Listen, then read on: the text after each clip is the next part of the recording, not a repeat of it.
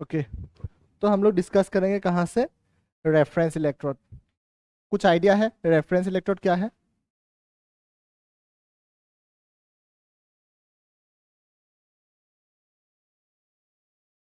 Reference electrode क्या होता है?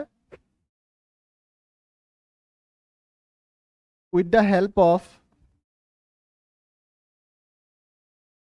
Reference electrode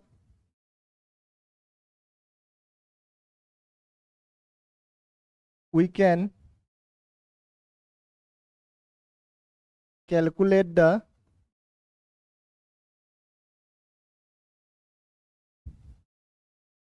electrode potential of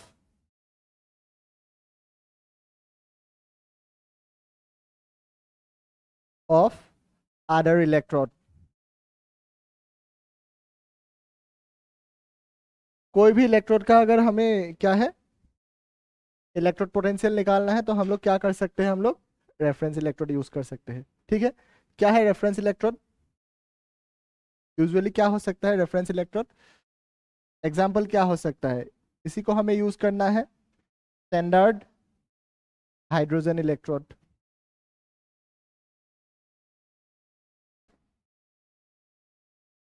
इसको इन शॉर्ट क्या बोलते हैं, SHC।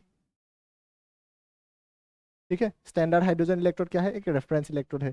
या तो बोल सकते हो तुम लोग नॉर्मल हाइड्रोजन इलेक्ट्रोड।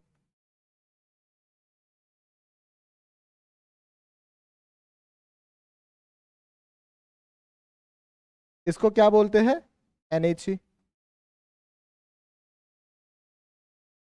ये कैलोमेल इलेक्ट्रोड हो गया। ये क्या है, एक रेफरेंस इलेक्ट्रोड है। ये स्टैंडर्ड हाइड्रोजन इलेक्ट्रोड का मीनिंग क्या है? स्टैंडर्ड कंडीशन क्या था बताओ, क्या बताया था, टेम्परेचर कितना होता है, कितना था? कितना? 298 केल्विन ना। कंसंट्रेशन क्या होता है, 1 क्या? कंसंट्रेशन जो होता है वो 1 मोलर होता है। ठीक है, प्रेशर क्या रहता है, 1 atm भी बोल सकते हो, 1 बार भी बोल सकते हो। ठीक है, तो ये हो गया स्टैंडर्ड कंडीशन। अब देखो स्टैंडर्ड हाइड्रोजन इलेक्ट्रोड एक्जेक्टली कैसा सेटअप का होता है, ये देखो स्टैंडर्ड हाइड्रोजन इलेक्ट्रोड।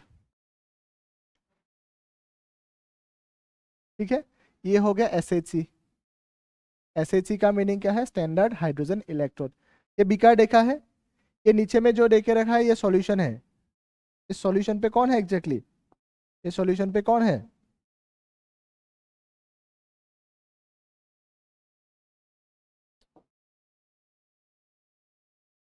यहाँ पे कौन है, H+ है। H+ मीन्स ये आया कहाँ से, HCl से।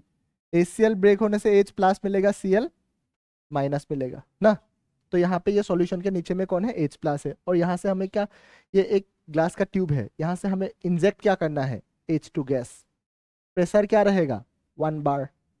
ठीक है, नीचे में सॉल्यूशन, ये नीचे सॉल्यूशन में क्या होगा, HCl रहेगा। और ये यहाँ से क्या है, ये ग्लास से अंदर में क्या है, यहाँ से हम लोग हाइड्रोजन गैस अप्लाई करेंगे। ठीक है, और यहाँ पे जो ये इलेक्ट्रोड यूज होगा, ये इलेक्ट्रोड जो है किससे बना है, ये इलेक्ट्रोड बनेगा प्लेटिनम से। ठीक है, और ये क्या है, ये एक मेटेलिक वायर है, इसके साथ कनेक्टेड है। और यहाँ पे क्या होता है, finally divided platinum coated on platinum foil. नीचे में एक प्लेटिनम का फॉइल लगा होगा। प्लेटिनम फॉइल मीन्स जो फूड डिलीवरी के लिए यूज होता है ना, एल्यूमिनियम फॉइल पता है ना, फॉइल, एल्यूमिनियम फॉइल जो पार्सल के लिए यूज होता है ना, फूड डिलीवरी के लिए। खाना किस में आता है, चाउमीन कहाँ पे आता है, पार्सल लेने से, वो एक सिल्वर कलर का वो होता है कि नहीं, वो एल्यूमिनियम फॉइल है। ठीक है, उस पे रन का क्या होगा, प्लेटिनम फॉइल यहाँ पे लगा होगा। ठीक है, और ये प्लेटिनम इलेक्ट्रो सॉरी ये स्टैंडर्ड हाइड्रोजन इलेक्ट्रोड जो है, ये दोनों टाइप से ये काम कर सकता है। किस डिपेंड होगा ये किसके साथ लगा होगा। ठीक है, किसी के साथ ये एज ए कैथोड भी हो सकता है, किसी के साथ ये एज ए एनोड भी हो सकता है। ये डिपेंड करेगा किसके साथ लगा है, और कैसे पता होगा, रिएक्टिविटी के ऊपर। ठीक है, और इसके लिए, और ये ऐसे ही चीज जो है, इसके लिए इनोड सेल का वैल्यू क्या हो जाएगा, स्टैंडर्ड हाइड्रोजन इलेक्ट्रोड के लिए इनोड सेल का वैल्यू हमेशा क्या होता है, ये 0 होता है। और ये 0 क्यों होता है, इसके लिए कुछ रूल्स नहीं है, ये आर्बिट्ररी लेते हैं, ऐसे ही ले लिया 0। ठीक है, तो ये ऐसे चीज जो if it act as anode. अगर ये एनोड पे काम हुआ तो एनोड में क्या होता है, ऑक्सीडेशन होता है कि रिडक्शन होता है? ऑक्सीडेशन होता है ना। दैट मीन्स ये H2 है, ठीक है, गैस है। तो ये कहाँ जाएगा, कितना हाइड्रोजन है यहाँ पे, 2H, इलेक्ट्रॉन लूज करता है ना, हाइड्रोजन कितना इलेक्ट्रॉन लूज कर सकता है, एक, 2H+। तो अल्टीमेटली यहाँ पे क्या हो जाएगा, 2 इलेक्ट्रॉन हो गया। अगर ये एनोड में काम हुआ तो ऐसा रिएक्शन दिखाएगा, अल्टीमेटली ये ऑक्सीडेशन हो गया।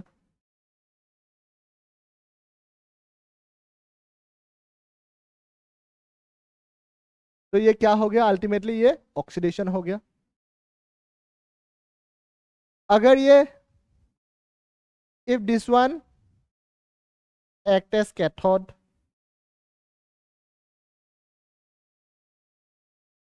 कैथोड होने से ये कैसे काम होगा, कैथोड, सॉरी, कैथोड में क्या होता है, रिडक्शन होता है कि नहीं?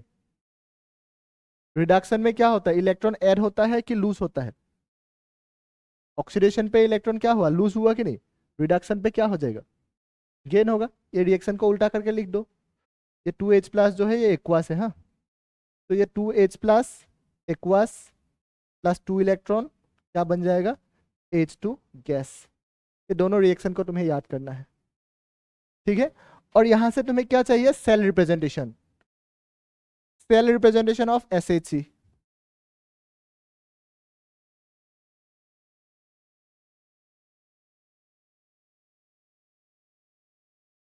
SHC का सेल रिप्रेजेंटेशन क्या होता है, ये हो जाएगा, देखो प्लेटिनम, इसके अंदर में प्लेटिनम मेटल है ना, ये प्लेटिनम सॉलिड में है। जो हाइड्रोजन है यहाँ से गैस आता था कि नहीं, H2 गैस, और लास्ट में क्या है, H+, और ये किस में है, एक्वास। इसको याद रखना है, हाँ। कहीं पे अगर ये तुम्हें दिख गया, सेल रिप्रेजेंटेशन अगर दिख गया तो समझ जाना ये क्या है, स्टैंडर्ड हाइड्रोजन इलेक्ट्रोड है, ये सेल रिप्रेजेंटेशन है, ठीक है। और ये दोनों काम कर सकता है, ये एज ए कैथोड भी हो सकता है, एज ए एनोड भी हो सकता है।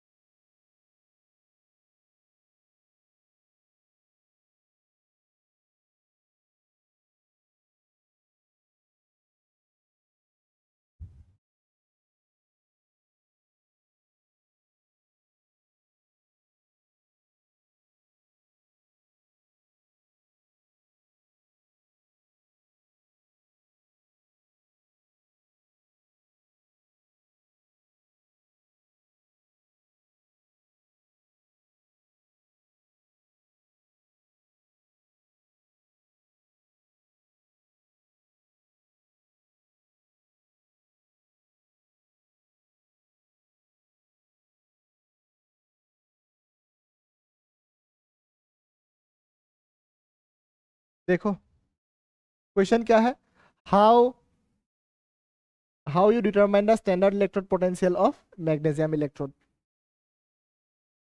गिवन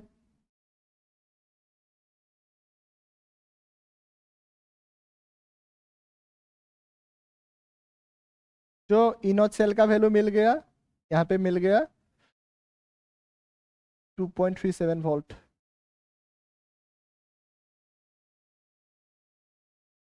इतना वैल्यू तुम्हें देके रखा है जो इनोच सेल। अच्छा, E nought cell means standard cell potential, हाँ।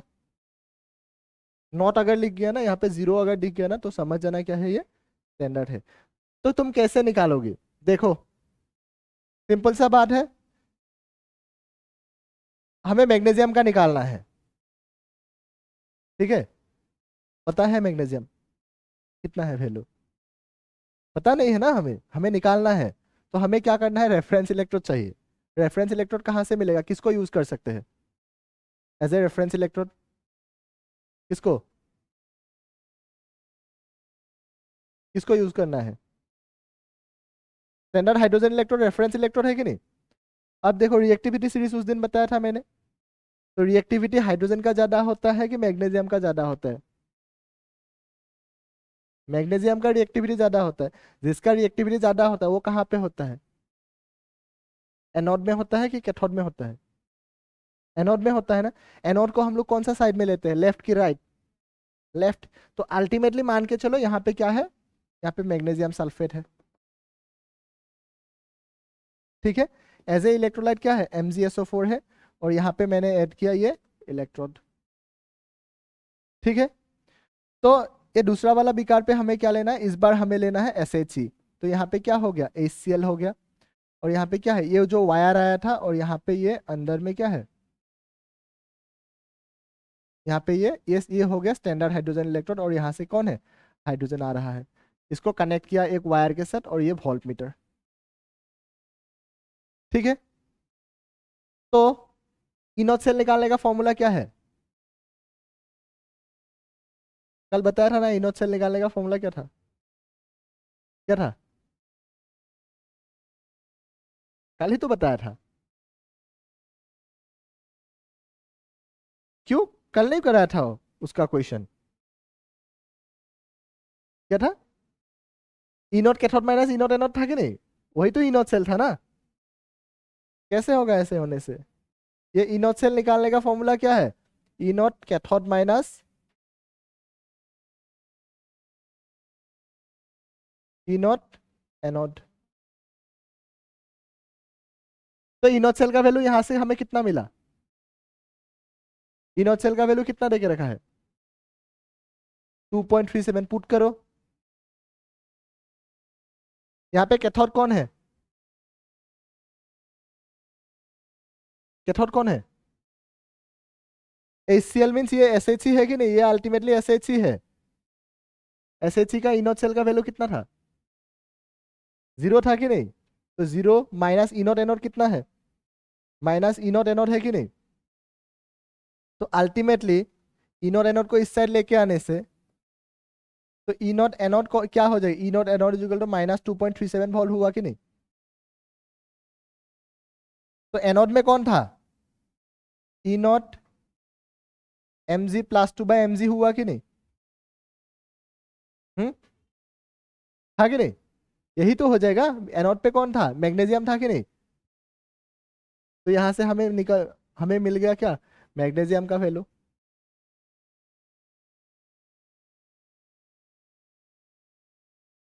SHE दोनों साइड से काम कर सकता है, किसके साथ लगा है उसके ऊपर डिपेंड करके।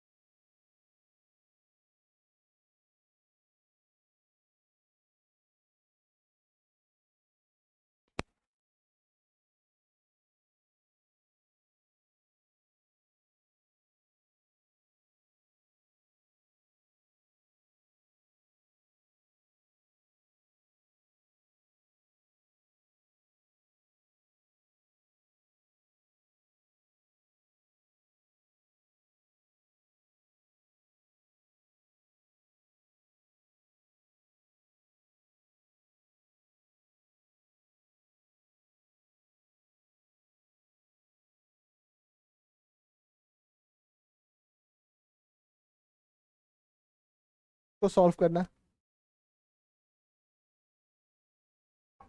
सिल्वर का निकालना है।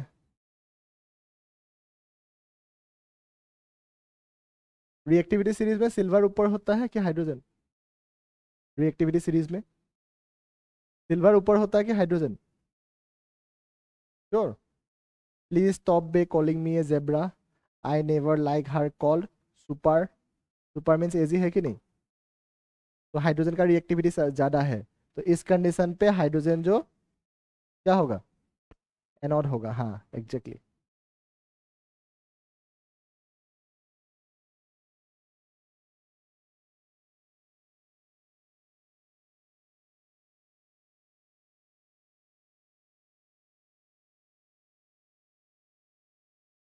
नेक्स्ट देखो, नेक्स्ट होता है नार्थ इक्वेशन।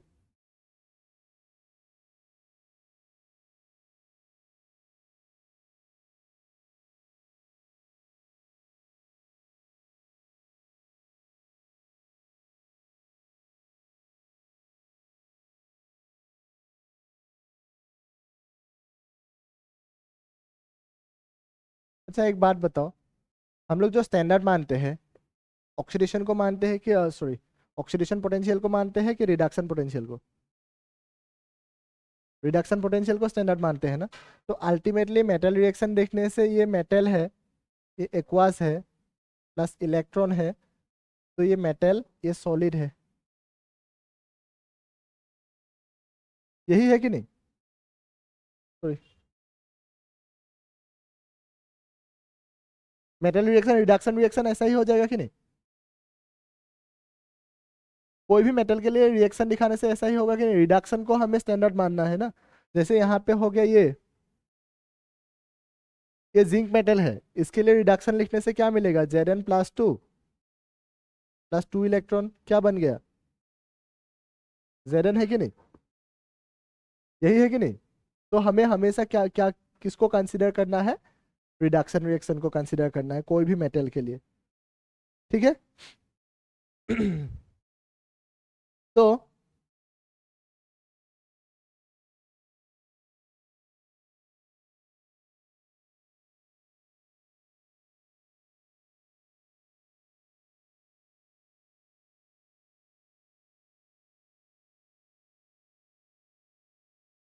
नार्स ने ऐसे लिखा था, रिडक्शन सॉरी क्या है, इलेक्ट्रॉन रिएक्शन को कैसे।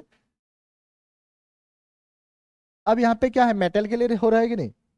तो E m+/m मीन्स ये मेटल था, इलेक्ट्रॉन लूज करके था, कितना मीन गेन किया? एक electron, equal to E0 m+/m minus RT/NF ln of, ये साइड में कौन है एग्जैक्टली ये कंसंट्रेशन के ऊपर डिपेंड है। प्रोडक्ट साइड में कौन है? M सॉलिड में है कि नहीं? रिएक्टेंट साइड में क्या है? M प्लस में है कि नहीं? प्रोडक्ट बाय रिएक्टेंट लिख दो।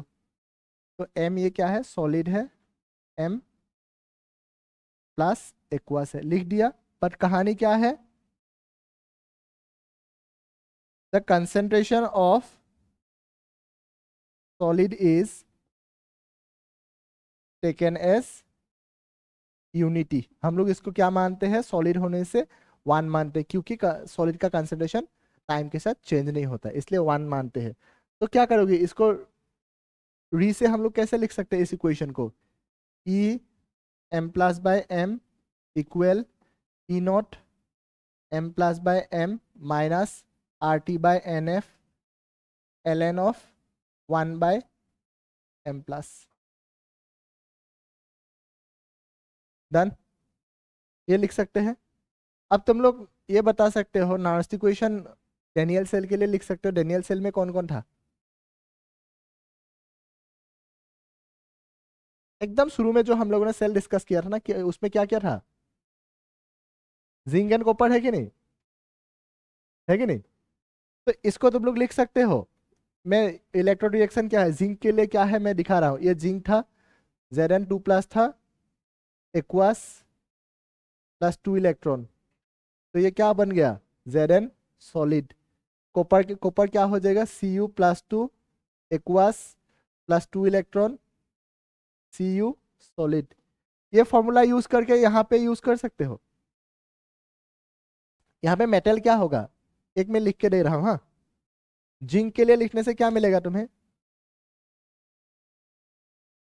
फॉर Zn के लिए लिखने से क्या मिलेगा? E Zn+2/Zn हो गया, equal E0 Zn+2/Zn minus RT/NF ln of 1/Zn+2 aqueous. Copper के लिए लिख सकते हो।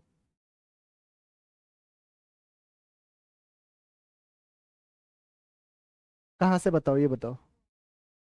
ये मेटल का रिएक्शन है कि नहीं? मेटल को हम लोग क्या लेते हैं, ऑक्सीडेशन को मानते हैं कि रिडक्शन को मानते हैं? रिडक्शन। ये रिडक्शन रिएक्शन है। कोई भी मेटल को मैंने मैंने लिया, इसको ऐसे एक्सप्लेन किया, ठीक है। तो ये नार्स जो है ये एक साइंटिस्ट है, ठीक है। इसने क्या है, रिएक्शन को लिखा। कैसे लिखा, ये कंसंट्रेशन को एग्जैक्टली क्या है, कंसंट्रेशन हम लोग देख सकते हैं, किसका कंसंट्रेशन कम होगा, किसका कंसंट्रेशन ज्यादा होगा। कंसंट्रेशन को देखने के लिए नार्स ने क्या है, एक रिएक्शन लिखा, ठीक है। ये एक्सपेरिमेंटल रिएक्शन है। तो ये E M plus by M means यही है कि नहीं, एम प्लस में था, कहाँ चला गया, एम प्लस मीन्स एक इलेक्ट्रॉन कम है कि नहीं।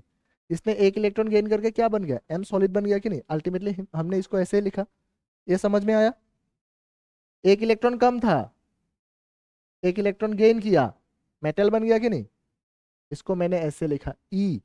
ई का मीनिंग क्या है, non standard condition. E not का मीनिंग क्या है, स्टैंडर्ड कंडीशन। इसी को मैंने स्टैंडर्ड कंडीशन पे लिखा। Minus R T, R means होता है यूनिवर्सल गैस कांस्टेंट, इसको बाद में मैं बताने वाला था। टी क्या है, टी होता है टेम्परेचर, ठीक है। एन क्या होता है, एन होता है नंबर ऑफ इलेक्ट्रॉन इन्वॉल्व, कितना इलेक्ट्रॉन इन्वॉल्व हो रहा है। और ये एफ क्या है, एफ होता है फेराडे। फेराडे क्या है, एक कांस्टेंट है, ये चार्ज के लिए होता है। और ये एल एन क्या है, ये मैथमेटिक्स से आया है, ठीक है। तो एम क्या है, एम मेटल है, ये एम प्लस क्या है, ये एक्वस है। ये एम मीन्स मेटल था, ये क्या है, ये एक्वस है। ये एल एन के बाद क्या है, ये इक्विलिब्रियम नाम का चैप्टर है, वहां से हम लोग निकालते हैं equilibrium constant, concentration of product divide by concentration of reactant, लिखा। तो यहाँ पे डेनियल सेल पे एग्जैक्टली कौन यूज हो रहा था, जिंक और कॉपर। जिंक के लिए क्या है, रिडक्शन रिएक्शन ये है, कॉपर के लिए रिडक्शन रिएक्शन ये है। तो जिंक के लिए तुम ये एज यूजुअल तुम लिख सकते हो यहाँ पे, इसको कंपेयर करके। जिंक ने कितना इलेक्ट्रॉन लूज किया था, सॉरी ये Zn2+ था ना, Zn2+ ने कितना इलेक्ट्रॉन लूज किया था, सॉरी गेन किया था, 2। मीन्स +2 से कहाँ गया, जिंक। ये नॉन स्टैंडर्ड कंडीशन है, स्टैंडर्ड कंडीशन है। -RT/NF ये फॉर्मूला से आया कि नहीं। और ये Ln है, तो 1/m+ की जगह पे क्या लिखोगे, Zn+2। कॉपर के लिए लिख सकते हो Ln, ये मैथमेटिक्स से आया है, हाँ लिखना ही पड़ेगा ये Ln का कुछ वैल्यूज होता है, ठीक है। किसको, ये ऊपर वाला को, हाँ डिराइवेशन तो याद करना पड़ेगा तुमको, सब थोड़ी ना तुमको आराम से मिलेगा।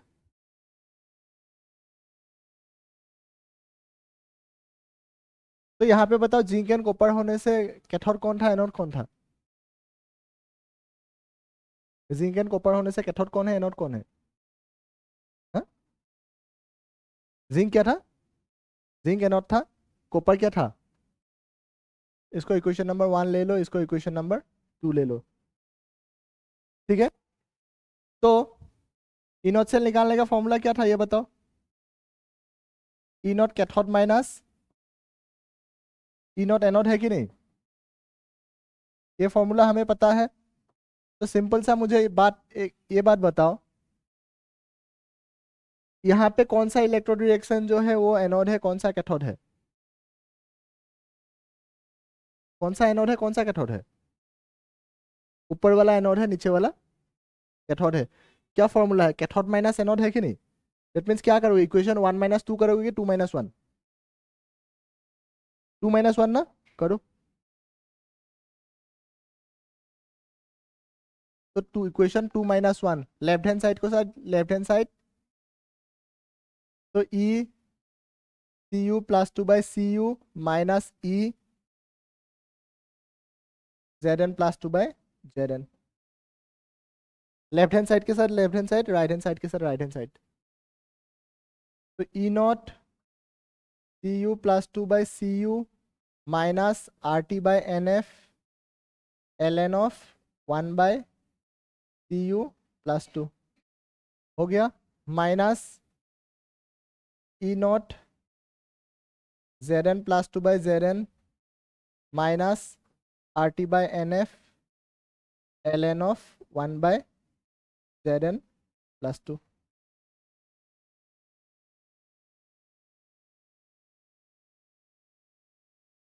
डन हो जाएगा। यहाँ पे E not C U plus, अब देखो ई C U plus two minus E Z N plus two by Z N, इसको हम लोग क्या लिख सकते हैं, ई सेल लिख सकते हैं। ये स्टैंडर्ड कंडीशन के लिए था, ये नॉन स्टैंडर्ड कंडीशन लिख सकते हैं ना, E cell, E cathode minus E anode है कि नहीं, तो इसको हमने क्या लिखा, ई सेल लिखा। ठीक है, अब इसको क्या कर सकते हैं,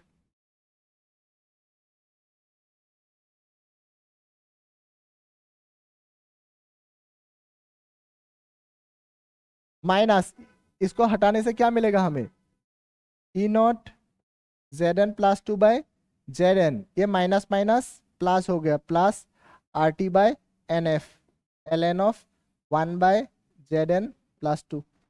ठीक है, देख लो, हाँ ये क्या किया, क्योंकि ये कैथोड माइनस एनोड है कि नहीं, इनोड सेल और ई सेल के बीच में डिफरेंस यही है, इनोड सेल जो होता है वो स्टैंडर्ड कंडीशन के लिए होता है, और ई सेल जो है वो नॉन स्टैंडर्ड कंडीशन। तो अल्टीमेटली ये कैथोड माइनस एनोड है कि नहीं, तो इसलिए हमने क्या लिखा, ई सेल।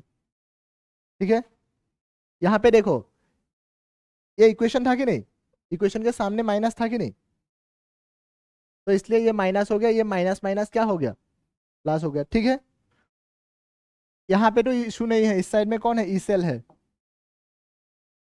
ये ई सेल है, ई सेल इक्वल तो देखो, ये कैथोड है, ये एनोड है कि नहीं, देख लो, ये कैथोड है, ये एनोड है कि नहीं, तो अल्टीमेटली हम लोग ऐसा कर सकते हैं, E not C U plus two by C U minus E not Z N plus two by Z N. ठीक है, अब यहाँ पे देखो, यहाँ पे भी R T by N F L N है, यहाँ पे भी R T by N F L N है कि नहीं, है कि नहीं, R T by N F को हम लोग दोनों साइड से कॉमन ले सकते हैं, देख लो, यहाँ पे भी R T by N F L N है, यहाँ पे भी R T by N F L N है कि नहीं, कॉमन ले सकते हैं, माइनस कॉमन लेते हैं इसका, तो minus R T by N F common ले लिया, तो L N of 1/Cu plus 2 हो गया। एक मिनट रुको, पहले थोड़ा कुछ बता देते हैं, ये एल का कुछ रूल्स होता है, हाँ, एल का कुछ एग्जैक्टली क्या है, फॉर्मूला है, देख लो, कहीं पे अगर एल एन नहीं, लॉग और एल एन दोनों का फॉर्मूला ऑलमोस्ट क्या है, सिमिलर काइंड ऑफ ही होता है, L N A by B अगर है तो क्या होता है, L N A minus L N B. ठीक है, क्या कर सकते हैं इसको हम लोग, L N A divide by B होने से क्या कर सकते हैं, L N A minus L N B. ठीक है, इसको लिख सकते हैं,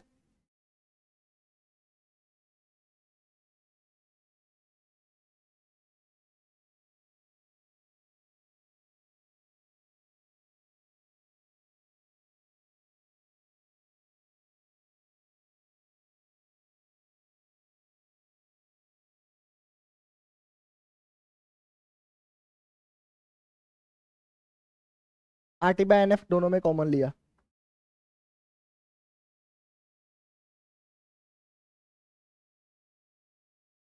यहां तक ये बस कॉमन लिया, हाँ, R T by N F L N को देखो, अब यहां से देखो, हाँ क्या है, पीछे में क्या है, ये डिवाइड में है, इसको छोड़ दो, means L N A minus L N B है कि नहीं, इसको छोड़ो तुम, डिवाइड में है, किस में है, इसको छोड़ दो, बस फॉर्मूला देखो, L N A minus L N B है कि नहीं, तो इसको हम लोग क्या लिख सकते हैं, L N A by B लिख सकते हैं कि नहीं, L N A by B लिखने से सिंपल सा मीनिंग है, तुम लोग ये बताओ, एल एन ए में क्या है, एल एन 1/Cu प्लस 2 है कि नहीं, देखो, हाँ क्या होगा इसका कहानी, ये एल एन ऊपर में 1 ये 1/Cu प्लस 2 है कि नहीं, और नीचे में क्या है, 1/Zn प्लस 2 है कि नहीं, तो ये अल्टीमेटली ये क्या हो जाएगा, क्रॉस मल्टीप्लाई हो जाएगा कि नहीं, तो ultimately 1/Cu plus 2 into Zn plus 2/Zn हो जाए, Zn+2/1 हो जाएगा कि नहीं? नॉर्मल डिवाइड है ना? नहीं समझा? ये बताओ। 3/5 डिवाइड बाय 4/5 क्या होगा? 3/5 इंटू 5/4 हो जाएगा कि नहीं? सेम ही है था यहाँ पे। सेम होने से क्या हो जाएगा? ये अल्टीमेटली क्या है?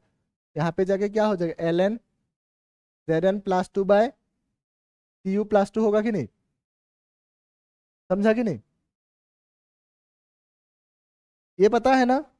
क्रॉस मल्टीप्लाई हो जाएगा कि नहीं? 3/5 होने से इंटू 5/4 हो जाएगा कि नहीं? तो अल्टीमेटली ln a/b था, ये ऐसे आएगा ना? ऐसे आने के बाद क्या होगा? ln 1/Cu+2 into Zn+2/1। किसी के साथ 1 मल्टीप्लाई करने से तो वो जो है वही होगा ना, है कि नहीं?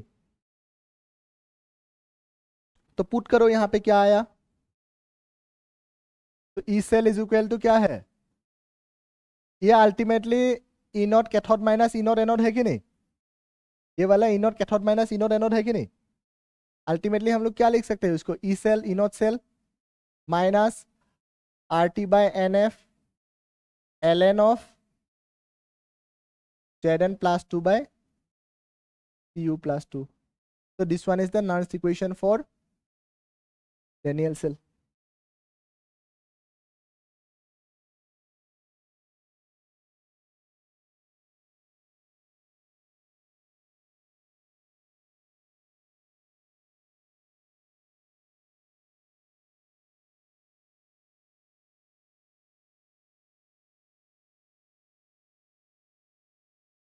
अब देखो यहाँ पे हम लोग कौन क्या है देखते हैं। R जो होता है, R होता है universal gas constant.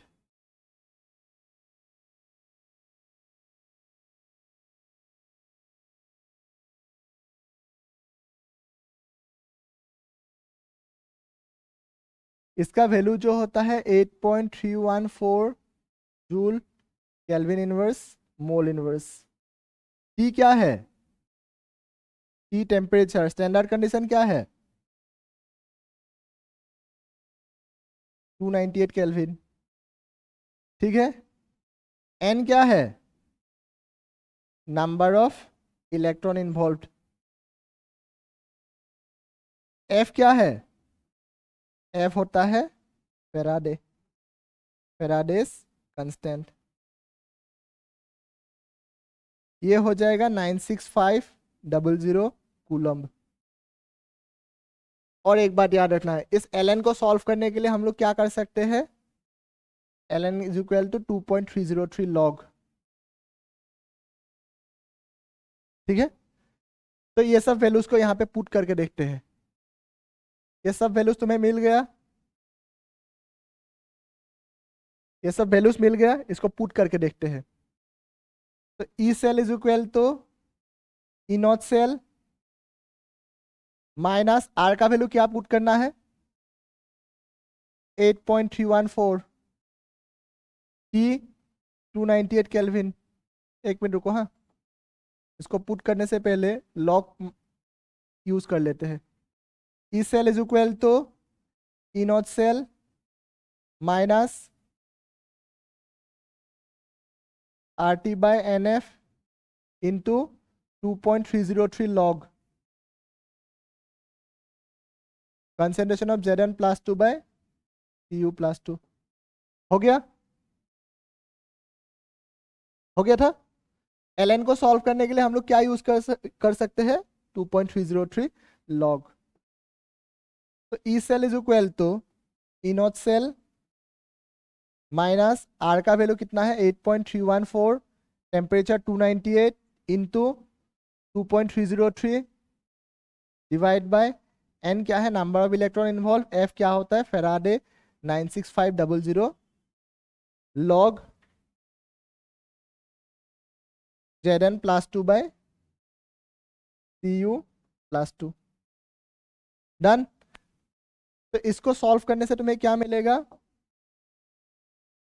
E cell is equal to E nought cell minus 0.059 by n log of Zn plus 2 by Pu plus 2। Done. तो स्टैंडर्ड कंडीशन के लिए तुमको ये फॉर्मूला याद करने से भी हो जाएगा, अगर स्टैंडर्ड कंडीशन है। ठीक है, अगर स्टैंडर्ड कंडीशन नहीं है तो तुम यहां से निकाल सकते हो, यहां से, ये वाला इक्वेशन से, यहां से तुम निकाल सकते हो। यूजुअली जितना भी तुम्हारा न्यूमेरिकल है यहां से निकल जाएगा। E cell is equal to E nought cell minus 0.059 by N. तो कोई भी अगर तुमको दे दिया गया, कोई भी इलेक्ट्रॉन रिएक्शन तुम्हें दे दिया गया, सिंपल सा मीनिंग है, ई सेल क्या हो जाएगा, E cell is equal to E nought cell minus 0.059 by N log of concentration of product divided by concentration of reactant. P means product, concentration of product, R means concentration of reactant। यहां से तुमको मिल जाएगा।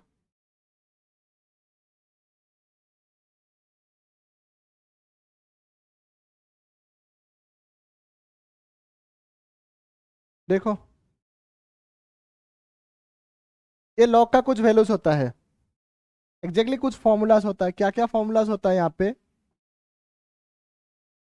Log ए into B, याद रखना। हाँ, log ए into B होने से क्या होता है, log A plus log B, याद कर पाओगे। लॉग ए इंटू बी होने से क्या होता है, log A plus log B. Log A by B होने से क्या है, log A minus log B. Done. Log A to the power X, ये क्या हो जाएगा, एक्स लॉग ए। यही तीन फॉर्मूला चाहिए तुम्हें बस, और जो वैल्यूज है वैल्यूज को तुमको याद रखना है।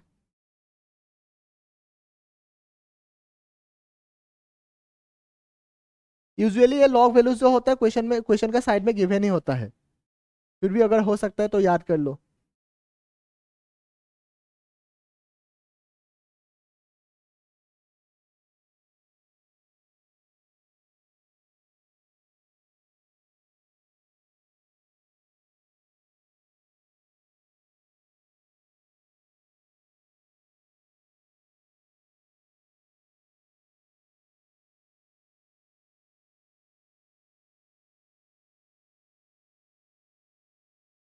देखो पहले देख लो, लॉग वन का वैल्यू क्या होता है,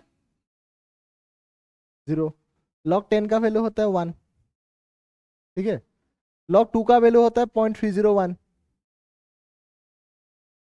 2 को डबल करने से क्या मिलता है, 2 इंटू 2 करने से क्या मिलता है, 4 मिलता है ना। तो ये 0.301 को लॉग 2 को डबल करने से लॉग 4 का वैल्यू मिलता है। अल्टीमेटली ये क्या है, 0.602 है। ठीक है, 2 को ट्रिपल करने से क्या मिलता है, 8 मिलता है ना। इसका वैल्यू को ट्रिपल कर दो, अल्टीमेटली लॉग 9 का वैल्यू क्या मिलेगा, 0.903। एटलीस्ट 5 वैल्यूज तो याद हो सकता है ना। 2 को डबल करने से 4 मिलता है, 2 को ट्रिपल करने से 8 मिलता है।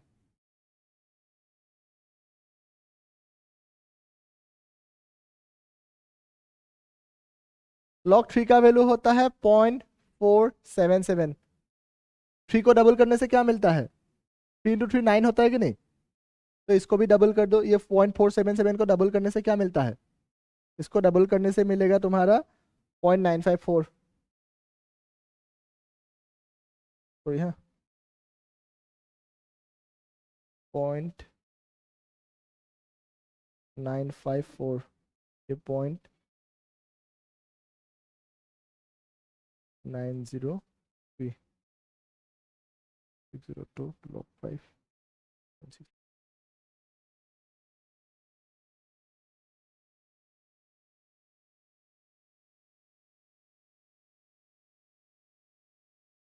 ये लॉग वैल्यूज है।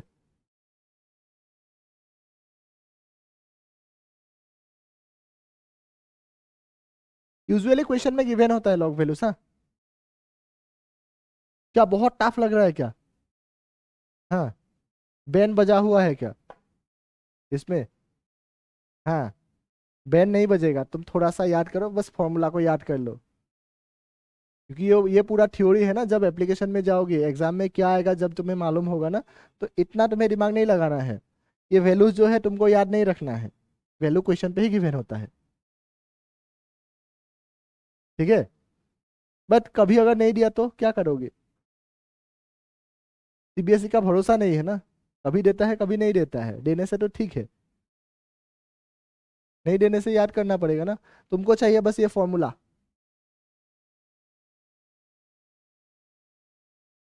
ठीक है, देखो क्वेश्चन क्या मिलेगा। ठीक है, छोड़ देते हैं।